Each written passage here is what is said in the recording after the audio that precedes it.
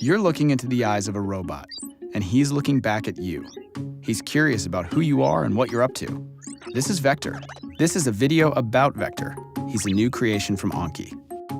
He is a character, a robot that is meant to live in your home. He's always on, he's alive. The idea is really that Vector becomes part of the family or that home, both on the emotional character side, but then also on the utility side. Vector is really the first robot that uses advanced deep neural networks to do a lot of perception and understanding of the world around him. What he does feels intentional. He can react to inputs in his environment and his life. We generally want to find one defining feature and then build from that. For Vector, curiosity was a big one. What they're saying is you officially live in a time when robot sidekicks are a real thing. Hey, Vector, give me a fist bump. It's a step closer to that sci-fi robot, that everyone wants to be friends with. That step closer means you've got a robot in your house waiting for you to get home. Autonomous like a Mars rover, aware enough to avoid falls like a tightrope walker, ooh, and always excited to welcome you home like a loyal companion. What's up, Vector? Jason. Vector's no slouch roommate either. He's happiest when he's helping out. Ask him the weather, and he'll show you. He can set a timer and cause a commotion when it's finished.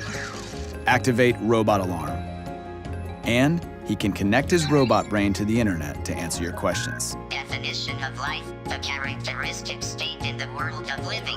He's a little robot who brings a lot to your house. He's also a little robot with nearly 700 parts. That one right there, that's his soul part. Okay, I made that one up, but the little guy's got soul.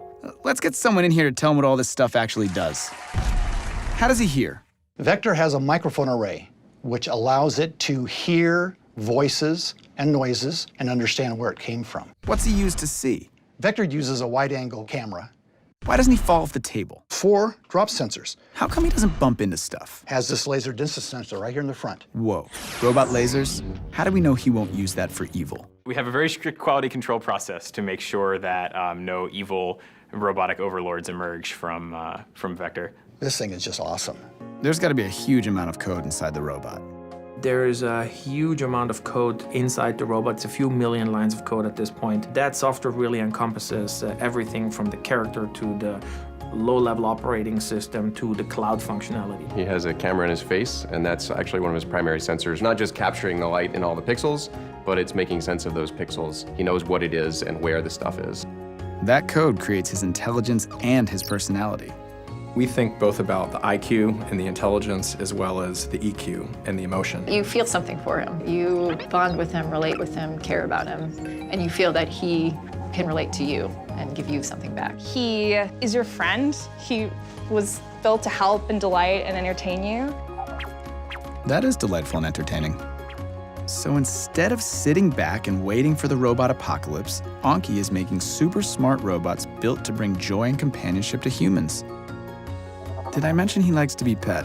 I know. Vector is a really big milestone for robotics because for the first time ever, there will be hundreds of thousands of people living with a robot in their homes, and that has never happened before. Vector is ready to live in your house. Or at least he will be after this nap. Sweet robot dreams, buddy.